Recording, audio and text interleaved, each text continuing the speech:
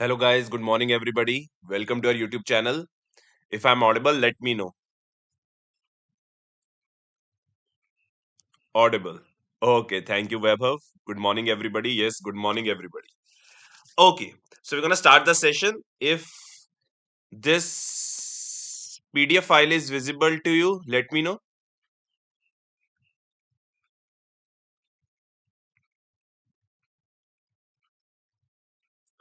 Yes, sir. Okay, so let's start the session for today, right? So there are few important articles, few important news that we're going to be discussing in today's newspaper, right? So let's begin our session.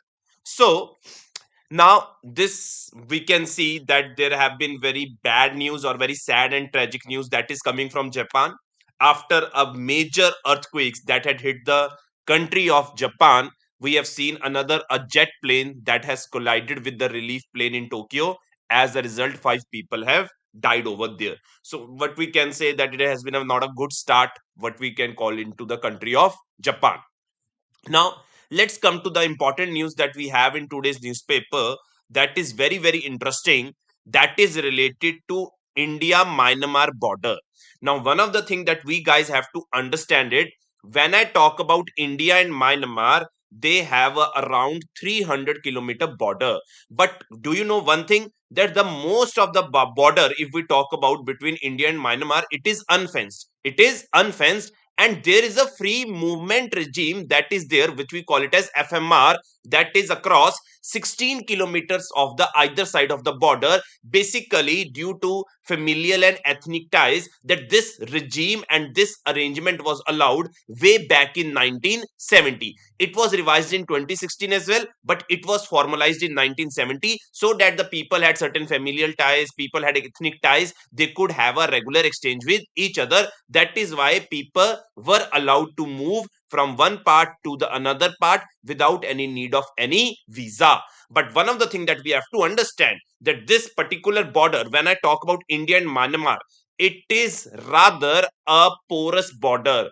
It is a very porous border. We have seen a lot of smuggling that takes place along this border, lot of arms movement that takes place along this border, and there have been certain cases of trafficking as well. And what we have seen, if the situation is not good in Myanmar, there is infiltration, there is migration, and there is this immigration of people as well into the neighboring states of the what we call it as the Myanmar. So as a result, the ministry and the union government are thinking, why shall not we scrap this free movement regime? So one of the main things that's going to happen in the upcoming month, that will be free movement regime at Myanmar border will be ending soon.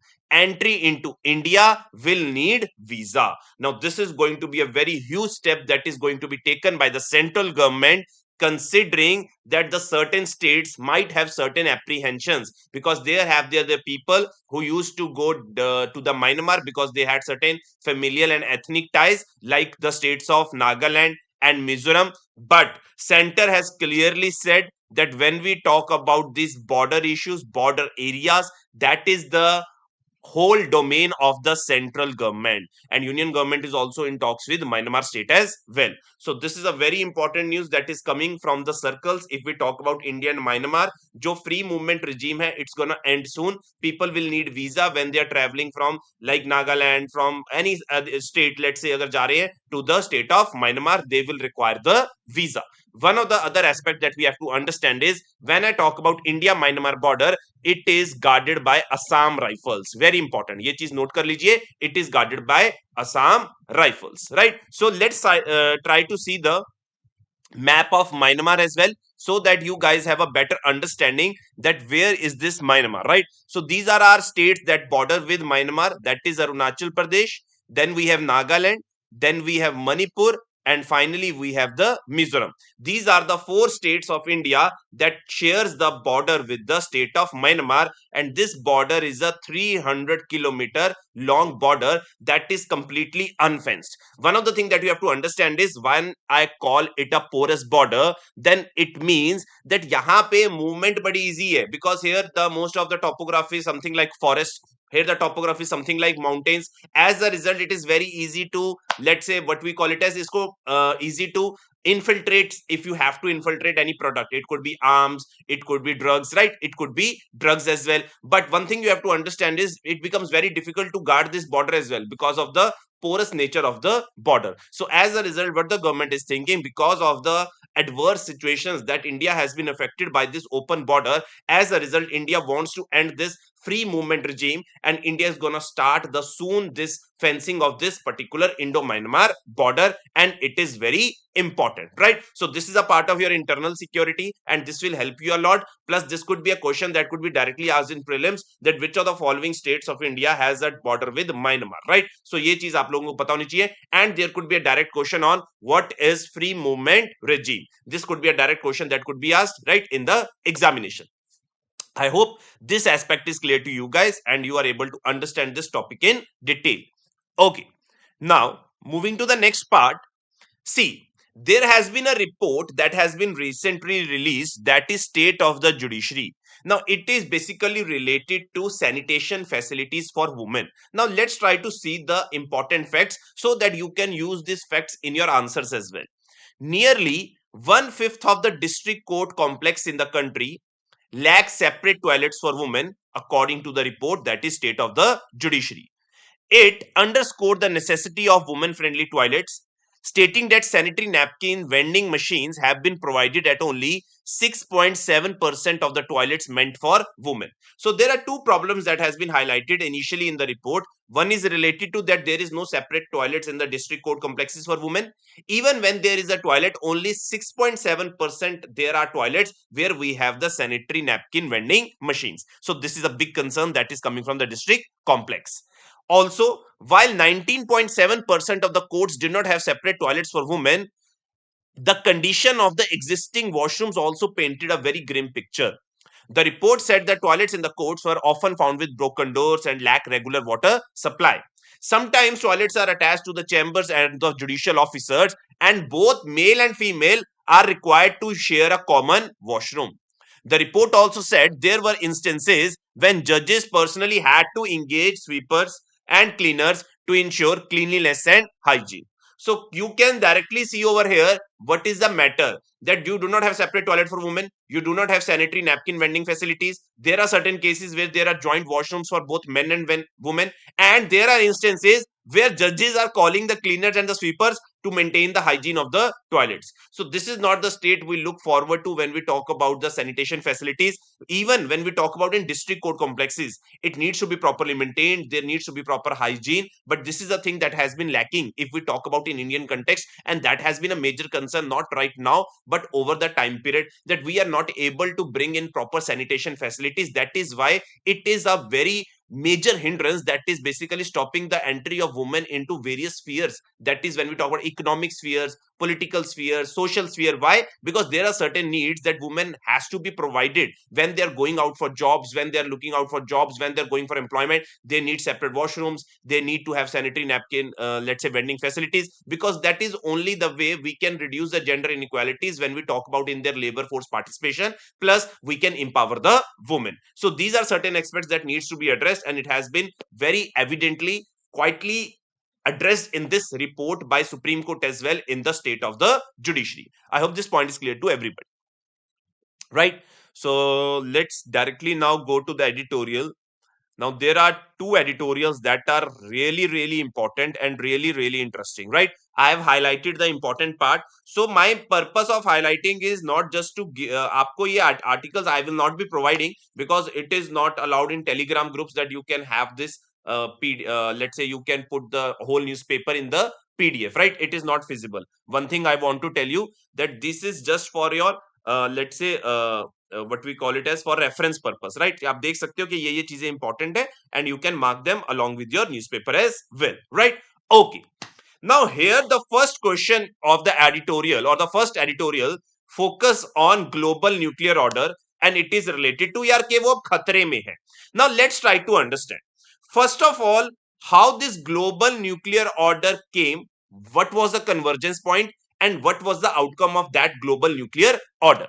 Now, one of the things that we have to understand is the fight for the nuclear war or the nuclear arsenal capabilities increased when we talk about during the time of Cold War that was there between USA and USSR. So the main theme of this editorial is related to this particular aspect only, कि when the nuclear war was between, or when there was a two powerhouses, USA and USSR, the hegemony was between USA and USSR, then the global nuclear order was in place. Yes, there was no such certain cases and instances where we thought, yes, there could be a certain nuclear war or there could be a nuclear blown up, let's say, regime.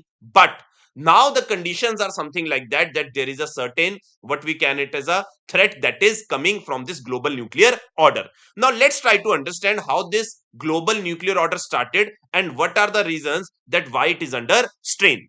First of all, we need to understand is global nuclear order is basically of the Cold War that was started because of the Cold War between USA and USSR.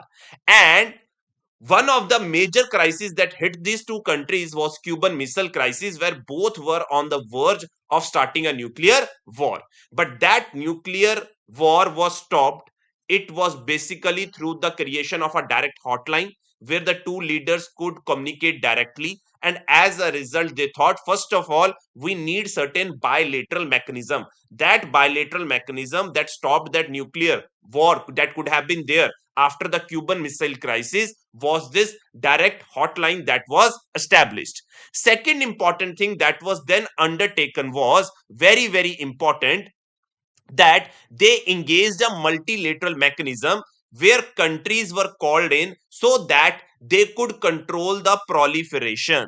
To control the proliferation, USA and USSR initiated multilateral negotiations in Geneva in 1965 on a treaty to curb the spread of nuclear weapons. Later on, 3 years later, NPT, that is the non-proliferation treaty, was opened for signature. I hope you are able to understand this. First, they thought कि हम क्या करेंगे, bilaterally हम क्या करेंगे, mechanism develop करा hotline का. अब उन्होंने बोला कि ऐसा नहीं हो सकता, हमें proliferation को भी रोकना है. So we need to engage more and more countries. In order to engage more and more countries, a treaty was formed that was by the name of non-proliferation treaty. Now the third element of this global nuclear order, ये global nuclear order ही बन रहा है. पहले एक bilateral mechanism बन गया, hotline बन गई, फिर उसके बाद एनपीटी ट्रीटी साइन होगी. अब उसके बाद प्रॉब्लम क्या आई, when India conducted its nuclear test in 1974, right? So this is a very important thing that we have to understand. India had conducted its nuclear test, so there was a basic notion that when we are transferring a technology to a peaceful purpose, whether it is being used for a peaceful purpose or it is being used as a nuclear deterrent. So as a result, what happened was there was a formation of London Club that sounded inappropriate, and it basically converted into nuclear supplier group that consists of 48 countries today, which observe guidelines for exporting nuclear and related dual use materials, equipment and technologies. Now what happened after that was that there was this formation of nuclear supplier groups, कि whatever the technology that has been given, it is being useful for the, or it is being used for the peaceful purposes. This is how global nuclear order started, from the basic hotline. Second one was the NPT, and third one was this nuclear supplier group. Now, let's try to understand one thing, that this global nuclear order has been able to achieve what it wanted to achieve. For the first 75 years, it has been able to withstand itself without blowing itself up. Second, non-proliferation has been a success. Despite dire predictions of more than 20 countries possessing nuclear weapons, only 4 countries since 1968, where we have already 5 nuclear powers, that were USA, USSR, UK, France and China, have only gone nuclear. You can see कि यार non proliferation का मतलब तो यही था कि और countries nuclear power को, नॉन न्यूक्लियर वेपन्स को गार्नर ना करें, गैदर ना करें. बट ये इनकी एक बहुत बड़ी सक्सेस रही है कि 1968 के बाद जब हमारी एनपीटी ट्रीटी आई है, उसके बाद सिर्फ 4 ही कंट्रीज हैं जो क्या बना पाई हैं, अपने पास न्यूक्लियर पावर एस्टेब्लिश कर पाई हैं. वो 4 countries, I think everybody knows about it: India, Israel, North Korea and Pakistan. So this is the point that we have to understand. Even after, when there was disintegration of Soviet Union, a lot of Soviet states, like what we call it as Belarus, Ukraine, Kazakhstan that had Soviet weapons were denuclearized. So this is the point that has been stated in this article.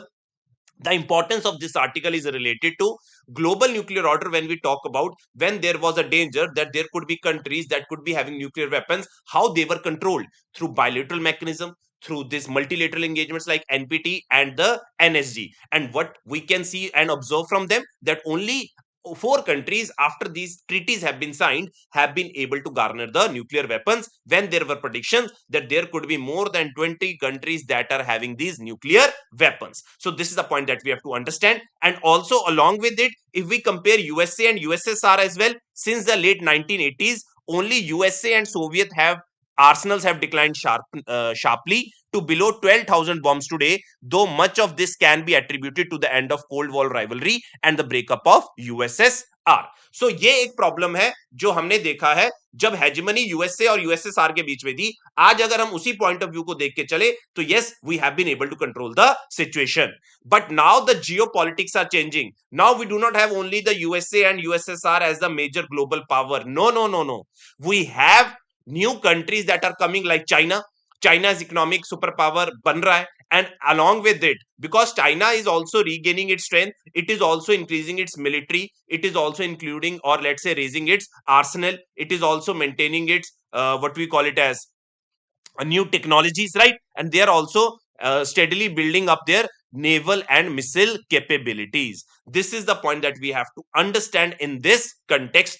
Plus, one of the important thing that we have to understand in this context is there has been a recent AUKUS deal that has been signed, that is basically giving what submarines, nuclear submarines are being provided to Australia in order to control China as well. So this is the part that we have to understand. South Korea also wanted to have a certain nuclear program as well, right? So these are the certain areas where we have to understand is that there have been certain countries along the east side, when we talk about, that are aiming to, let's say what we call it as start the nuclear building capabilities as well, and build their nuclear arsenal as well. So this is basically a shaky ground that we are what now witnessing because of the changing geopolitics that is being witnessed. And one of the major geopolitics is to contain China. China को contain करने के लिए कहीं ना कहीं हमने AUKUS deal sign करी है ऑस्ट्रेलिया, यूके एंड यूएसए ने, that will be providing nuclear submarines to what Australia in order to counter the China. So as a result, what GNO was earlier built upon the principles, now it is somehow looking that it is increasingly shaky. I hope you are able to understand this article. It was a very heavy article, but we need to understand certain aspects of this article, how it all started, how it all emerged, how it had been a success, and what are the changing geopolitics. And I'm telling you guys, this is the direct mains question. This is the direct mains question that can normally come in your GS paper 2. आपके GS paper 2 का ये direct question बनता है. हाँ जी, यहां तक सबको समझ में आ गया? हाँ जी, quickly tell me in the comment box.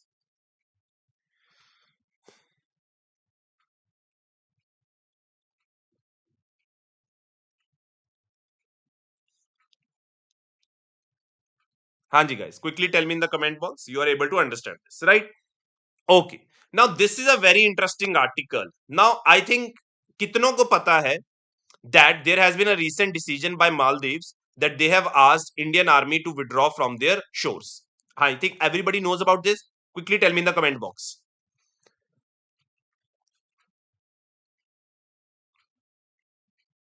Recently, the new regime in Maldives has said to Indian authorities that we don't want your army men to be stationed over our territory, and we want you to withdraw as soon as possible. Now, I think everybody knows about this, and somehow we get a feeling that they want to maintain their sovereignty. They do not want any other external power that is to be on their own shores. But there has been another decision that has been taken by the Maldives, that they have revoked an agreement that was earlier signed in 2019 by our Prime Minister, that was related to joint hydrographic surveys. I will talk about more about this hydrographic survey in Maldivian waters. This was a proposal that was signed in 2019, but it has been taken a U-step and a U-turn by the current Maldives government, that they are trying to say we do not want to conduct joint hydrographic surveys with Indian people or with the state of India. So this is a very big concern that is coming directly from Maldives. Earlier they said we do not want your army soldiers over here. Now they do not want to conduct hydrographic surveys with the country of India. So here brings a big question, if whether if we talk about Maldives, are they maintaining their sovereignty, or they are getting closer to China? Because one of the connotations that we can understand from this aspect is that they are getting more closer to China. That is why they do not want to have this joint conduction of this hydrographic survey. So, if we talk about this Mizo administration refusal to renew the hydrographic pact, seems less to do with the president's sensitivity about sovereignty than with his special relationship with Beijing. So, this is the point that we have to understand. Getting Indian hydrographic ships out of Maldivian waters appear intended to aid China's marine surveys of the surrounding seas. So this is the point that I'm going to tell you, और आपको ये सुनने में बड़ा मजा आएगा. Now let's try to understand the story, then I will try to tell you what are the important points that have been given in here. Now let's try to understand. See what is happening. Now, when we talk about joint hydrographic surveys, it has two purpose. One is a civilian purpose and one is a military purpose. Now, when we talk about civilian purpose, then there could be certain applications of civilian purpose like marine scientific research, environmental monitoring, navigational safety. But when I talk about military research or military purpose, then it could be surveillance of a nation's vital coast installations. कहाँ पे submarine है, कहाँ पे war fighting assets है. That is why these hydrographic surveys are being conducted. So one of the thing we can understand is when we talk about hydrographic surveys, it can be used for civilian and military purpose. Now, one of the thing we have to understand is that this survey agreement was decided in 2019. It would be conducted in Maldivian waters. But Maldives has recently said we do not want to conduct the joint hydrographic surveys in Maldivian waters with India because somehow they want to aid Chinese authorities. Second point you have to understand is when we talk about China, when they are trying to conduct their own surveys, right? Not in the Maldivian waters, let's say in their area surrounding the oceans, right? In Indian Ocean, they have their proper facilities, they have their proper ships that is basically conducting this hydrographic surveys. But one of the things that we have to understand is India is also a very important figure in Indian Ocean, and India basically intercepts the whatever the surveys that are being done by the China, right? So this is the point that we have to understand, that China's oceanic graphic surveys in the waters of friendly South Asian states are hampered by the presence of Indian hydrographic ships in the sea. Indian Navy has the capability to track foreign ships, subsurface sensor activity. Chinese hydrographers suspect Navy's operations in the water of Indian Ocean island states could interfere with the China's own marine survey efforts. Now, this is the point that we have to understand, that China has already been active in the friendly South Asian states, and it is basically hampered right now by the presence of Indian ships as well, because India के पास भी वो facility है जिसकी वजह से वो उनकी movement को क्या करते हैं, track करते हैं, and they get aware and they get vigilant upon that particular calculation that has been done by the Indian front is that when we talk about China, they want to create an ocean observatory just south of Lakshadweep Islands and north of Maldives. That is in the Mukundu Atoll. Very important. You can write down this atoll. This could be asked in the examination as well. That is this Mukundu Atoll. That is north of Male, not from far from India's Lakshadweep Islands. So this is the part that we have to understand is China क्या करने की कोशिश कर रहा है, influence बढ़ाने की कोशिश कर रहा है. China wants to have all the, let's say, facilities, its intelligence, reconnaissance, right? Intelligence facilities around the countries that are surrounding the Indian Ocean. Now, one of the aspect that we have to understand is Maldives को ऐसा लगता है कि अगर India हमारे पास यहाँ पे आएगा तो इंडिया यूज करेगा जो हाइड्रोग्राफिक डेटा है for intelligence purpose. But one thing they are forgetting is when we talk about China, they also do the same thing. They're going to be using the same hydrographic surveys in order to conduct intelligence around these South Asian friendly states. So this is the aspect that Maldives has been, let's say what we call it as, इसके ऊपर वो miss कर रहा है और इस चीज को वो प्रॉपर तरीके से जान नहीं पा रहा है कि चाइना भी वही करेगा. एंड डिस्पाइट उसके जो कंसर्न्स है इंडिया को लेके,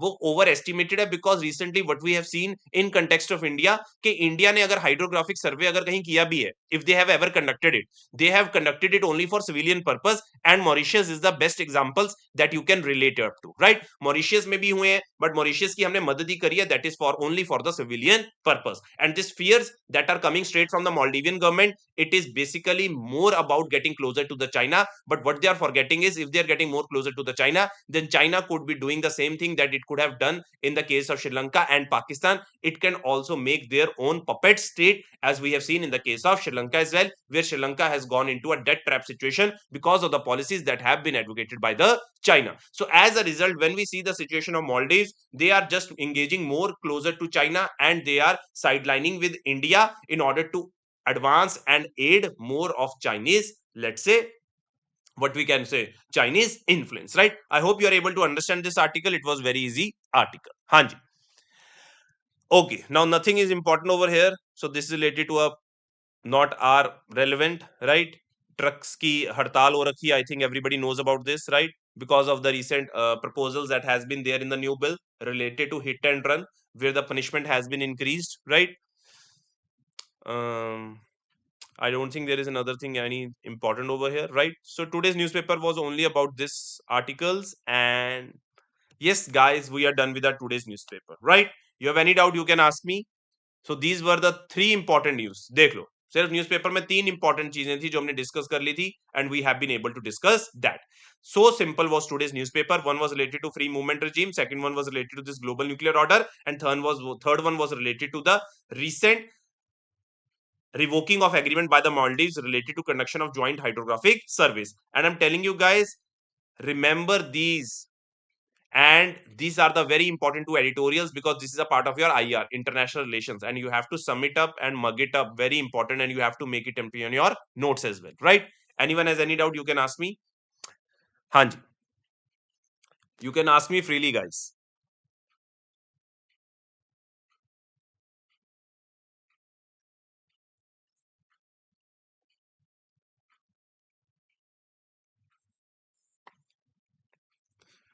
So shall we end the session then?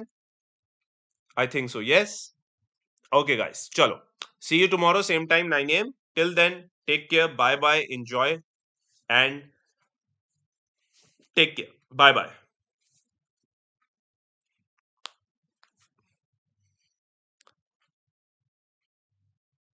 Sanju Moore, good morning, sir. The session has already ended, Sanju. You are late by 28 minutes. Okay, thank you so much.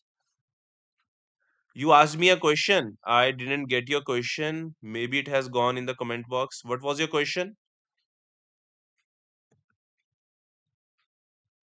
Sorry, I don't remember your question. If you can ask your question again, I would be happy to answer them.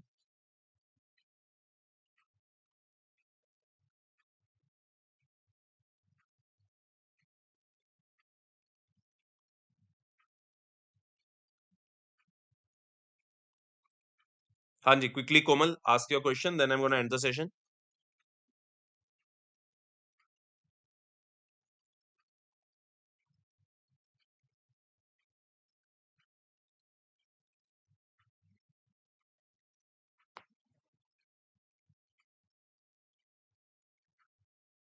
Chalo, you can put in the comment box, right? I will look to your question, right? Thank you so much, guys. See you tomorrow, same time, 9 a.m. Till then, take care.